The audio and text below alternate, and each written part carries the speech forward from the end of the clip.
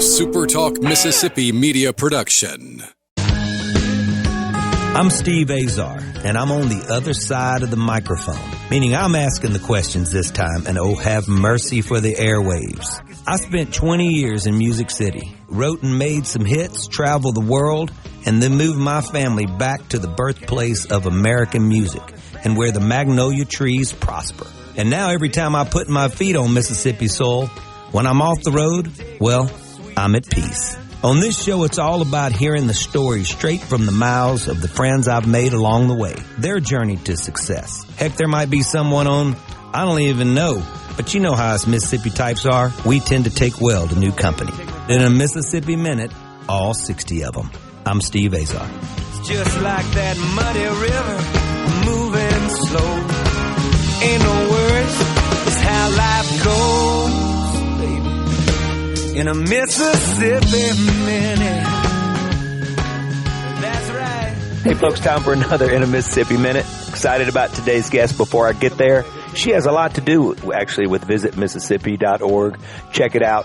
One of the premier spots to visit is in Cleveland, Mississippi, and I'm going to go there right now. Grammy Museum, Mississippi, landed like a spaceship. I always say this because I have to. On where we used to play golf back in the day on the campus of Delta State University. For me to see that there and all it represents, bragging rights, I'm telling you, as Mississippians fought for and finally took back that we are the birthplace of America's music. Today's guest has been with the Grammy Mississippi Museum as long as Grammy Mississippi has been with us all.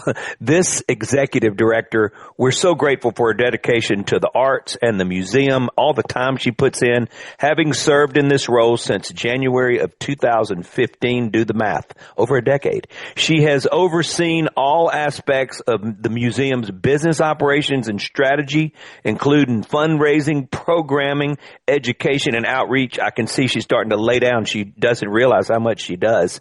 And she also has 9 days in a week. Under her leadership, Grammy Museum Mississippi has welcomed visitors from all over the world, providing educational opportunities for students throughout the Mississippi Delta and way beyond, and hosted public programming and special events for the community. They've had a bunch of Grammy folks come in and do days with the kids and tell stories and play some music and tell their story and let the kids that are there know that they can dream big and achieve incredible things in their lives. Is part of all of the nurturing and development that Grammy Mississippi does. I can go on and on about this lady. She's on 1,000 boards, but the bottom line is we got to talk to her rather than you listen to me read her month bio that we could do. Before March 6th and 7th is the 10-year anniversary for the Grammy Museum Mississippi. Think about that. That's incredible. And my executive director, all of our executive director for Grammy Mississippi is right here, Emily Havens. What's up, Emily? Steve, that was so nice. Thank you so much for that introduction. You're welcome. You're welcome. Well, trust me, and I'm thank you for fix having it. me on your show today. I'm excited to talk about the museum and all the things about music and certainly our celebration of this great weekend we have coming up. I want to do that. It's been a while since we've talked, and I know in the first show we dug into your background, but for folks that may have not heard it, everything that you feel really mattered leading up to your role that you've been doing since over a decade ago. Can you sort of dig back into your wonder years just for us and talk about what do you think the pivotal things were, a love of arts, where it all started, and how you got here? Yeah, well, my entire career has been in nonprofit management, and I worked for a great nonprofit and really learned so much about, of course, skills like raising money and relationships and those kind of things. But I really learned about how a really good program can change people's lives and kids' lives. And I think that was the most exciting thing when I was offered this opportunity to become the executive director. I had the real privilege of being a founding board member for the Grammy Museum. And so, just a few years into it, raising money for the museum and starting to understand what this museum was going to mean, in tourism for this region, and was happy to be a part of that. But when I started to really realize the educational opportunities that would be shaped in this museum, the kids' lives that would be shaped in this museum. I think that's really what got me excited. And I had an opportunity. We had interviewed several candidates for the executive director's job. And I'll never forget, I was in the vehicle with Alan Hammonds. And he said, I listed the reasons why we might not should hire the person we just interviewed. And he said, for all those reasons, that's why you should interview for the position. And wow, really I love it. Started to change. Yeah, that's how it happened. I really started to change my mindset and thinking about it wasn't just about tourism, but it was going to be about giving kids opportunities that they wouldn't have. And that's what I've spent my entire career doing. And so it was just a perfect opportunity for me to apply for the job, for me to interview for the job, and ultimately be offered a job. And I started in January 2015, about a year and 3 months before we opened the museum. And it's been incredibly hard. It's been incredibly rewarding. And I'm incredibly thankful for the confidence that our board has, that our community has in me to lead this place. Hey, Emily, where'd you grow up? In what town? In Cleveland. So you're a home girl. Yeah. I couldn't think if you were Marigold or just around the area, but in Cleveland. So you're home. And, what does that mean for you? Always, just looking back at growing up and the achievements of Cleveland, the beautiful town, the 50 nights at Christmas lights and everything that y'all been doing there, and knowing that this museum has added such a presence to celebrate our greatest natural resource, when it comes to human beings actually being a resource, our arts, our music. Our music is, it's legendary all over the world. It's respected. And for us to have that there, and you grow up there, and me go to college there and see that every time I pass it, I'm it's almost like we can't believe it, Yeah, I think growing up, and I'm so thankful to be in Cleveland and to be a part of this. I don't know that when I was growing up, I really understood what it meant, and honestly, taking it for granted. And then having this opportunity to be in this role, and honestly, immediately to be on the board and to learn, and really take the time. I always love the 80s music, and so I was so focused on the 80s, and then to realize what bands in the 80s were influenced by so many people that were born, raised, and their roots are so far deep in the soul here in the Mississippi Delta. And so I think it just was a full circle moment, being able to realize just where we are and how we can appreciate it. And I don't want that mistake of me taking it for granted when I was growing up to be lost on kids today. And so we really try to educate them on where they're from and how they can be so proud, and the people that this music has influenced out. And it's the birthplace of American music. Yeah. And it's something for us all to be proud of. It certainly is. I love it. All right. So I want to dig in. First of all, let's talk about March 6th and 7th. I'm so sorry I can't be there. We had plans that we can't get out of, and Tricia Walker asked, and it's killing me that I can't be a part of the 10th year, but there was just no way I could get out of what we're doing. So tell me about just the whole planning of it, what's going to go down, and what folks got to look forward to, and how they can come and join and get involved and be part of the crowd. Well, I think it's going to be a terrific weekend. We're going to miss you for sure. We've got great volunteer committees, and of course our board president, Becky Nowell, and board vice president, Murtis Tab, are our co-chairs for the weekend. And we've got great honorary chairs. They're founding members of the board. And so we brought back a lot of people that were really instrumental in getting this museum up and going. And so thrilled to have everyone kind of back engaged doing that. We are, it's going to be a celebration Saturday. We're planning on an 11 o'clock ceremony, Saturday with, great speakers and a great celebration of the museum. We hope to have a lot of people come out for that ceremony. And then we're going to turn it over and have a Mississippi Roots Festival, and great, performers like Bobby Rush and Cedric Burnside and Southern Avenue, and the great Boo Mitchell is the musical director, and High Rhythm will be there. So and so cool. We will just have a great celebration, lots more artists to announce and that will be there, but we will celebrate all day Saturday, outdoors music festival with food trucks and kids activities. So just a lot going on. We hope the whole community, obviously free for the community. Admission will be free that day for the museum. We hope that everybody will come out and celebrate. And we've got some of our kids that have done instrument lessons here at the museum and that still do instrument lessons here at the museum will be performing a couple songs. And so just just making sure that we can celebrate all the things that we've done and all of our accomplishments and share that with the community and give back to the community that has certainly supported the museum over the last 10 years. Visit Mississippi.org. It's what it's all about, an economic impact. This is another opportunity for that to happen and celebrate something that's always given back economically to your community there, our Delta, our Mississippi. We'll be right back with Emily Havens, Executive Director, Grammy Museum, Mississippi. Don't go nowhere. I'm Steve Azar.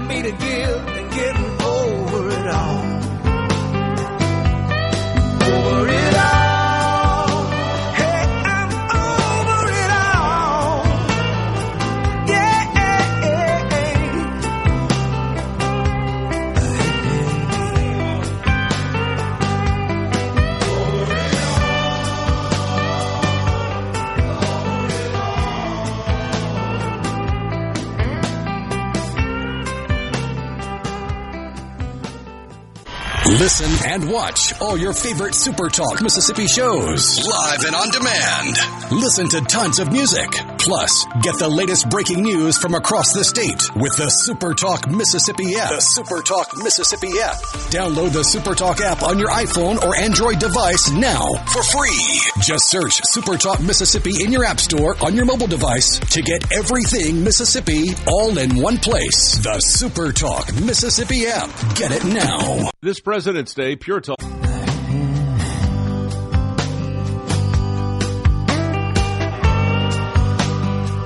Love talking to this lady. Love the excitement, and she's always got a little touch of seriousness going. And I love to break her down every once in a while, get her laughing.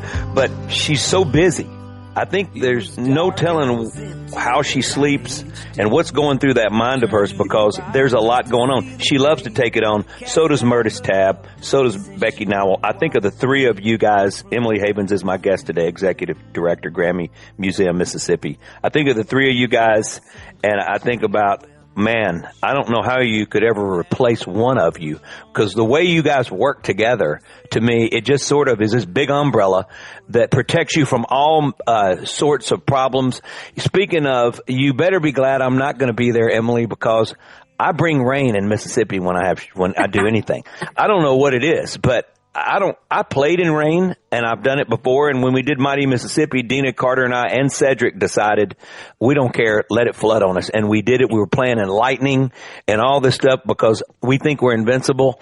But just nothing will stop us. But for some reason, I can remember like 5 times in my life with thousands of shows that it rained. And then when I moved back to Mississippi, every time I put on anything, it gets either 4 degrees in March. It storms like you've never seen. I mean, the weather forecast just changes on me personally. So you're going to be good to go March 6th and 7th. Thank you. You're welcome. Well, we're going to miss you. You know, when we opened, if you'll remember, and you were at the opening, if you'll remember 10 years ago, the weekend before we opened, there was snow on the ground in Cleveland, Mississippi. There you go. What else do you want? Huh? I mean, come on. So, Emily, let's talk about some of the exhibits. First of all, let's dig into Taylor Swift right now. Is that still going? Yeah, well, we closed Taylor on the day after her birthday on December 14th. And just this month, we opened our brand new exhibit. And it is the Killer, the Preacher, and the Cowboy. I love it. All right, the Killer, the Preacher, and the Cowboy, the legacies of Jerry Lee Lewis, Jimmy Swaggart, and Mickey Gilley, correct? Yep, that's right. And we celebrated big. We were so fortunate to have all 3 of those widows, of their widows here at the opening, around 20 family members. And the exhibit is beautiful. It's been well received, and it tells a great story of 3 legendary cousins, that grew up to take different paths, but to be really, really successful in each of their own. Is that insane that they were kin to each other? All first cousins. They're all first cousins. They're first cousins. It's nuts. It is, from Faraday. And of course, you know, some of them went on to live in Natchez and all over. But yeah, they're all born within 6 months of each other. They were really raised as brothers. And so they are famous cousins, and it was wonderful to have all the sister-in-laws here. And Frances Swaggart was here, and Cindy Gilley, Mickey's wife, as well as Judith Lewis. So it was really special. A lot of their kids and grandkids. And everyone was just so proud of the exhibit, and it's been so well received. Visitors are loving it. We can't wait to continue to see all the people that it brings in.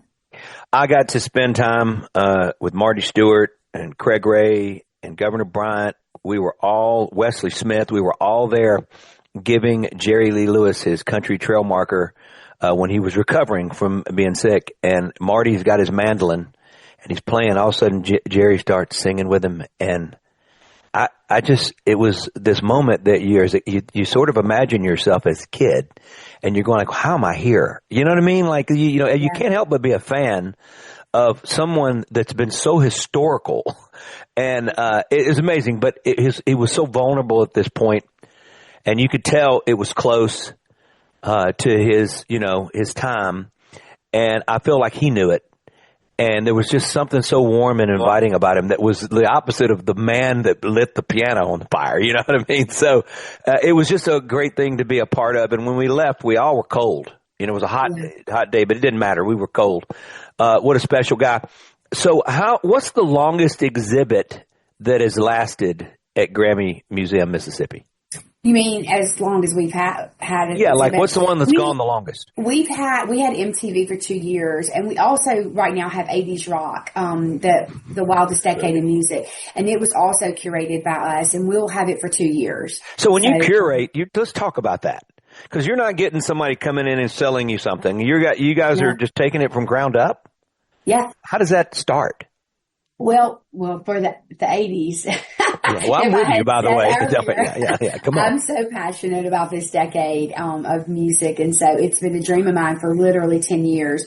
Finally talked Jack into it. It's just that for us, it's finding a really good story. And in Mississippi, there are great stories. And so, this is one of the decades that was not necessarily the critics' choice, the music journalism's favorite decade to talk about music, but certainly the fans. Mm-hmm. The fans have, a lot of these bands are still selling out stadiums. There are a lot of the same original band members. And so to kind of tell that story from that aspect, in spite of not necessarily getting the credibility and the awards and the things like that, these bands are huge and still play a huge role in today's music. And honestly, generations. I hear kids walking in singing these songs, and so it's really incredible. So we just kind of find a thread, for us, for the cousins, it was easy. I mean, these are mega stars that took different paths, and all musically. I mean, Jimmy Swaggart, the music that he has put out, and 20 million. It's just unbelievable what's been sold and what they've done. Mickey Gilley is just come on. I know. And we have his outfit in Urban Cowboys. I'm so excited about that. The outfits are all beautiful. The suits are beautiful. The sermon book, the song books, it's beautiful. And so you start with this great idea and start to tell a story, and that we think people will want to hear. And then, it's wonderful to be able to put a timeline with that, and then artifacts. And just like your outfit and guitar that we have here, it tells a story every day for people to be able to experience. So honored. These kind of things. So honored. Yeah, I'm so honored. I'm just so honored about that. You don't understand what that means to me. Mickey Gilley, obviously the Urban Cowboy days. Johnny Lee and I've spent time on stage so many times. It's crazy. Came to Del Sol a few years as well. He lost his son, and that just set him way back. It was a tough deal for him. And I haven't kept in touch like I used to, but man, we used to do all sorts of shows together in the Virgin Islands with John Daly and raising money. And just to be next to him was like, man, he still sounded exactly, looking for love in all the wrong places. So everybody just sings every word. I mean, it's like you've got a friend, it's just it's just so good. All right. So, I have to tell you this. This was one of the coolest moments about the opening is Hazel Daniels, Charlie's widow, came with her friends, and she had never met Cindy Gilley. And when they embraced, and they, Cindy said, your husband was my husband's, legend in my husband's mind. And then Hazel said that about Mickey, and Mickey said, wow. and then Cindy said that just about getting to watch Charlie. that. Really cool. And Hazel called us. She said, "I'm coming." So, yeah, the wives know too. The wives know how their husbands really felt about who they respected and stuff like that. You know, they had these conversations all the time behind closed doors.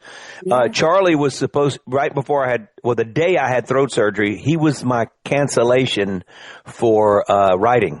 I was supposed to be writing with Charlie. We had played a bunch of shows on the road together, and we just started talking, and we really hit it off. He was so nice, so kind, so caring. And so finally he goes, "Steve, let's write." And so I said, okay, but I had to call him, and I never made it back up because I felt like after throat surgery I was chasing my tail, just trying to catch up. Let's take a quick break. You're getting me to reminisce about a whole lot of good things and good people that I got to meet over my time, and it was really, really special. Emily Havens, executive director, all things Grammy Museum Mississippi, is my guest today. Visit Mississippi.org. Plan a road trip to Cleveland, Mississippi. And I'm telling you, it'll blow your mind. And I get to spend once a month at the Delta Music Institute, which is Billboard's one of the top music schools in the country. Kind of cool. I feel like both are synonymous with each other. You guys are getting a lot of people that are staying and working there or working during their time there. It's just giving all sorts of opportunities that's bouncing back and forth. Those dots are connected. We'll be right back. I'm Steve Azar with the fabulous Emily Havens. Come on. For me to give and getting over it all.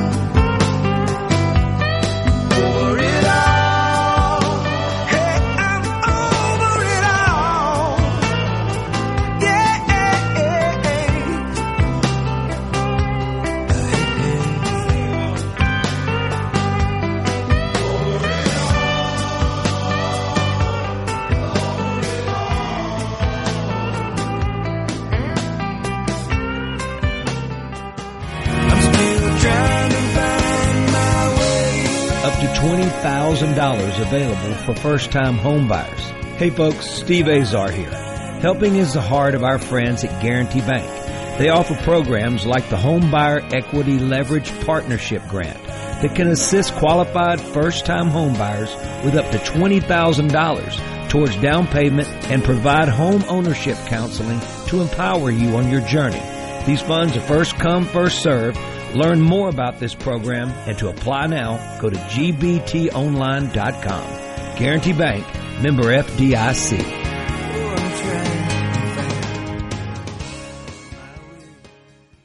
Listen and watch all your favorite SuperTalk Mississippi shows live and on demand.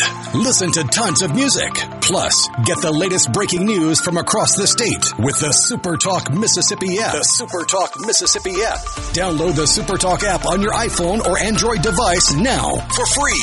Just search SuperTalk Mississippi in your app store on your mobile device to get everything Mississippi all in one place. The SuperTalk Mississippi app. Get it now. From the Seabrook In a Mississippi Minute with Steve Azar, right here on SuperTalk Mississippi. We're all alone in the river and I don't know where. This Mississippi Minute goes way too fast with somebody special that's doing special things for our state, like Emily Havens, Executive Director, Grammy Museum, Mississippi. Visit Mississippi.org. We're going to stay in the Delta right now. If you guys around the state, out of the state, folks listening all over the country, plan your road trip. You can fly into Memphis, you can fly into Greenville, or you can fly into Jackson, you can fly into Little Rock, and you can make your way down to Cleveland, Mississippi, the heart and soul of our Delta. Just a beautiful place. And Grammy Museum Mississippi sits. And this lady has sat with Grammy Museum since day one, Emily Havens, and she runs a show there. A lot going on there. And once again, we just talked about where we at? The Killer, the Preacher, and the Cowboy, the legacies of Jerry Lee Lewis, Jimmy Swaggart, and Mickey Gilley, first cousins. Can you imagine, Emily, if you were at the Sunday dinner when everybody shows up to the grandparents' house or whatever, and those three are at the table? I mean, could you imagine the conversation that would be going on? Like, it would be just epic. Yeah, epic. It would definitely be. That would be a fun dinner for sure. We having the ladies here and having them talk about their families and seeing a reunion that was just really beautiful. So I would imagine that would be a wonderful reunion and a wonderful Sunday dinner for sure. Do you it was great. We're excited to be able to celebrate, all these this rock exhibit, this exhibit during our 10-year anniversary. I know we hadn't talked about yet, but we tickets are on sale now. We're going to have the McAnally and the Coral Reefer Band here Saturday night. Get out of here. Yeah. Mac's so good. We're going to have them at the BPAC. That's going to be our kind of closing concert, benefit concert for the museum. And so that will be on March 7th, and tickets are on sale now on our website. And we can't wait to welcome Mac and the band. Mac back and the band here. Yeah. So, my understanding is that Jimmy Buffett played, back in the Coliseum back in maybe the 70s, which is a really cool thought. But we're going to bring them here, and they're looking forward to it, and it should be a great night for the museum and a great night for everyone that attends that fantastic show. McAnally. I'm trying to change your mind here. No, I know. You're killing me. You're killing me. McAnally is the musician's musician, the songwriter's songwriter, the producer's producer. He's that guy. And when he plays and performs, he's on the piano, he's singing, and I'm going like, is he ever going to miss a twitch of a note? He sings perfect, and is soulful and everything, but he just doesn't miss.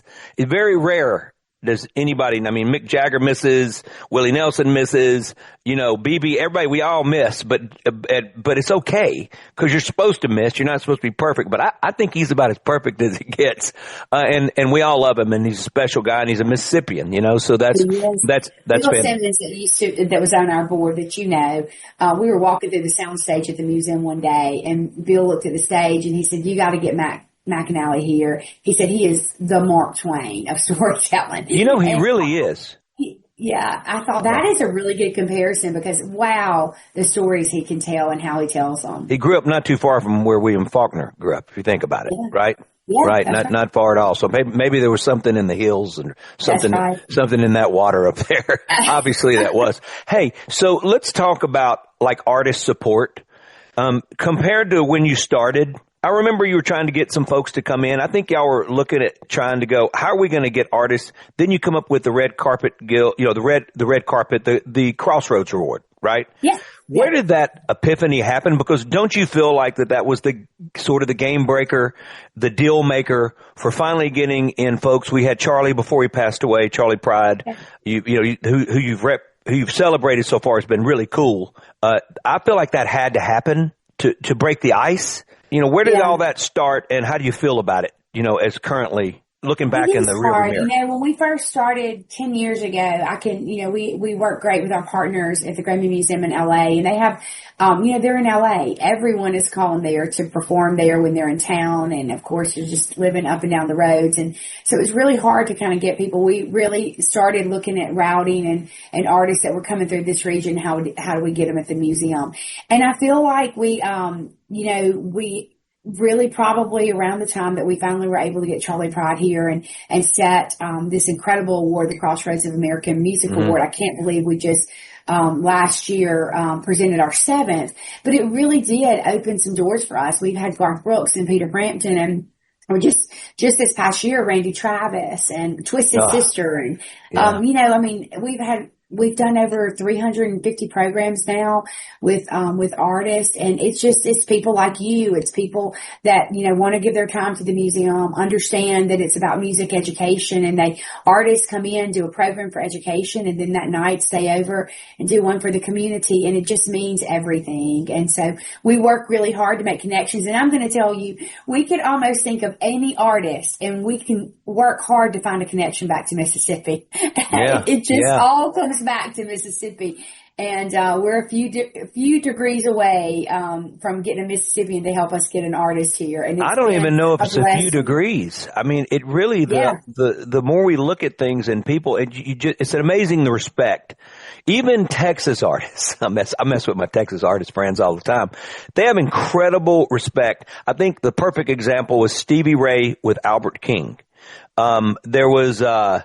There's just always been this sort of, the Delta Blues Festival, I remember seeing them hang out as a kid. I was sitting there like my hands on my chin and sitting on the side of the stage. Look, what am I watching? What is this?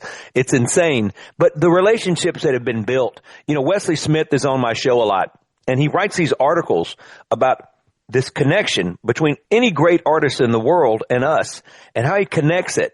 And you're going like, it's impossible. It's the richest. Yeah.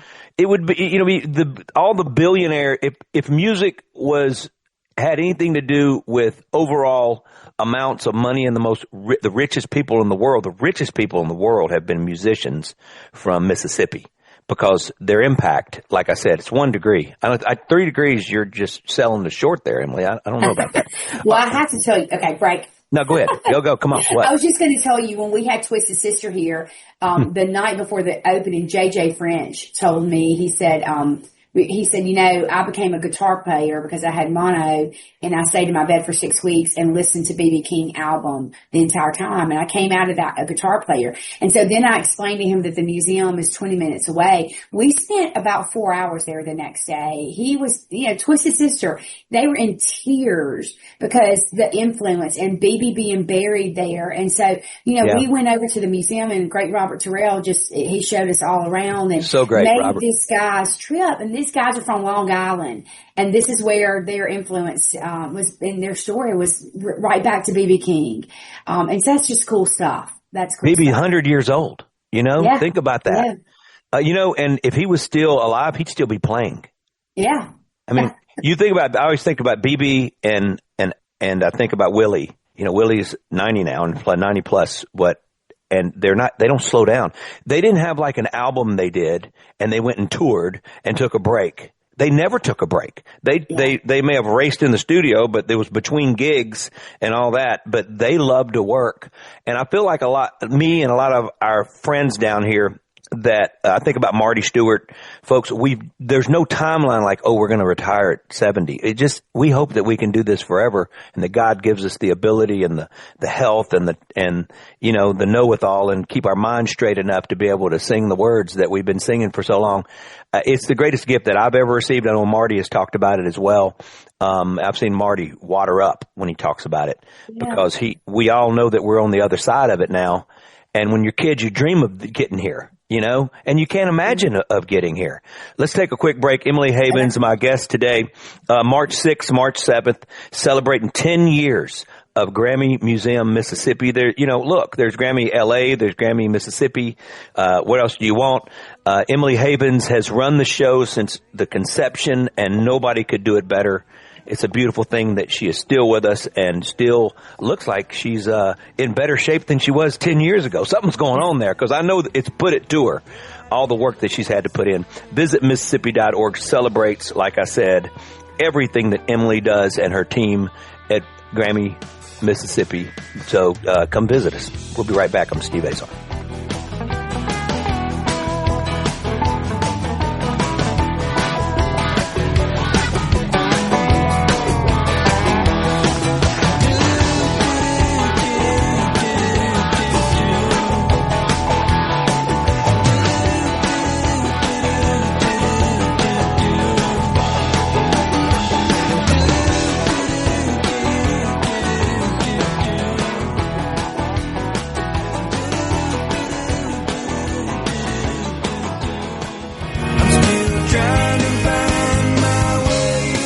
$20,000 available for first-time home buyers.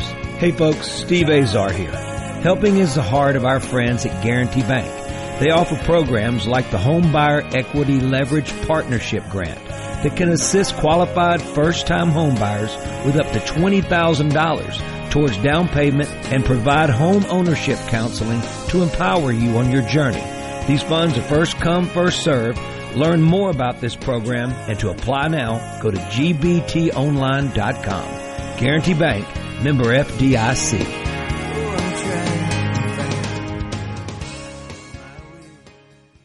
Listen and watch all your favorite SuperTalk Mississippi shows live and on demand. Listen to tons of music. Plus, get the latest breaking news from across the state with the SuperTalk Mississippi app. The SuperTalk Mississippi app. Download the SuperTalk app on your iPhone or Android device now for free. Just search SuperTalk Mississippi in your app store on your mobile device to get everything Mississippi all in one place. The SuperTalk Mississippi app. Get it now. For a flipping good.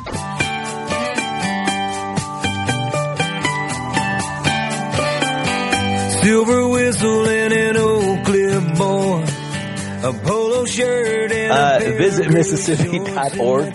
Check it out. Plan a road trip. We're sticking to the Mississippi Delta. We're sticking to Grammy Museum, Mississippi. Emily Havens, like I said, is my guest. She's run the show there. She is the boss. She's the boss. And it sounds like she's got her board. I'm supposed to be on the board. I've been very bad about showing up, and I keep thinking I'm going to get my walking papers. But every time they have a meeting, I have something that, like a show I'm trying to do here and all that. But I think that they give me a pass.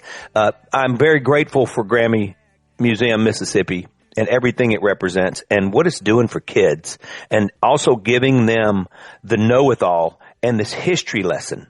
And you never know, Emily, you never know who it's already impacting, it's impacted, and who's going to go off and make incredible music and add to this lure and this history and this culture that Mississippi's all about. I do believe that those opportunities to giving kids that come in, it's gonna light a fuse, an inspiration fuse. It's gonna change their life and continue to change our lives. Don't you think? I do. And, we just started back our free instrument lessons on Tuesday. So on Tuesdays and Thursday, we do free guitar lessons, free voice lessons, free drumming lessons, and free piano lessons. And so that's our hope, is that one day, it's going to spark something in these kids that will change their lives, whether it's a hobby, a career, get them through something tough. I mean, that songwriting is about expressing everything that you felt today or yesterday or last year. And it's a powerful way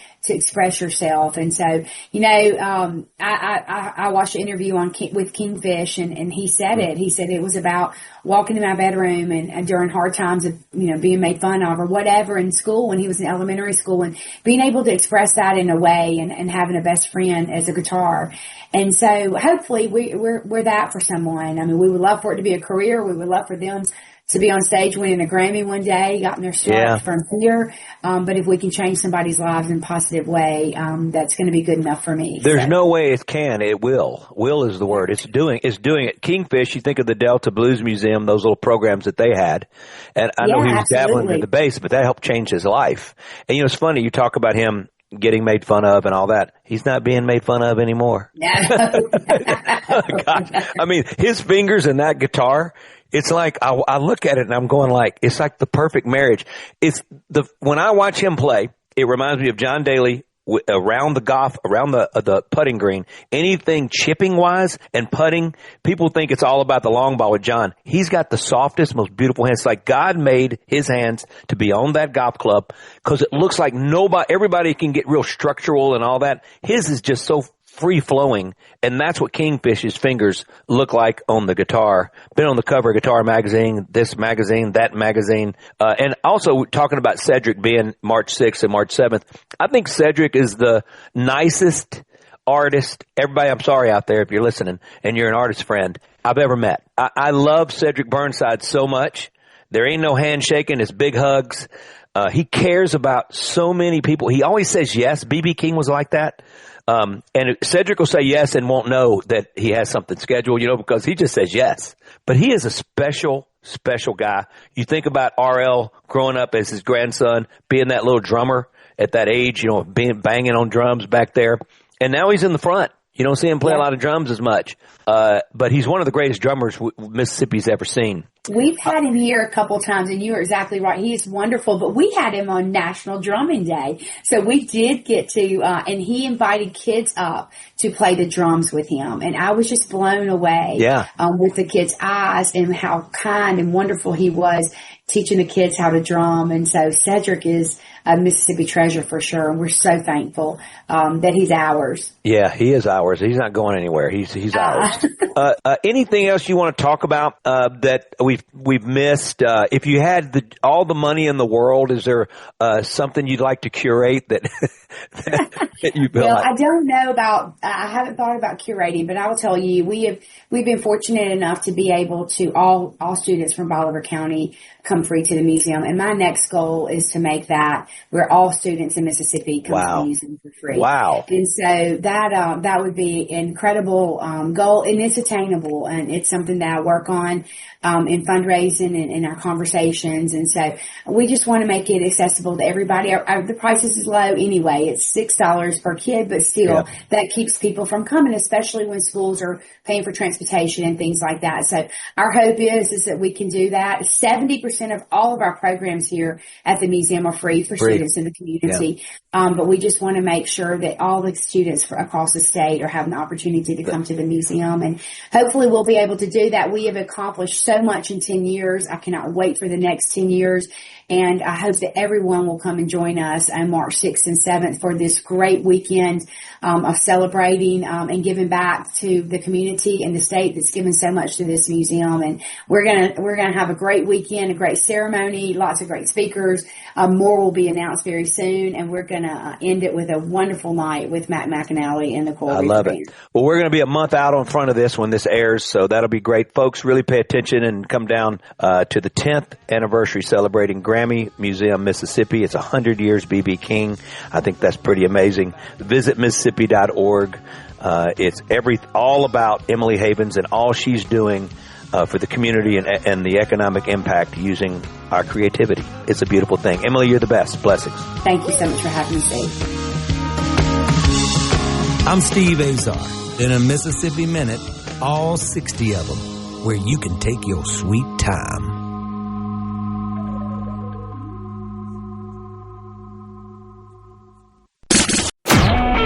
A SuperTalk Mississippi Media production.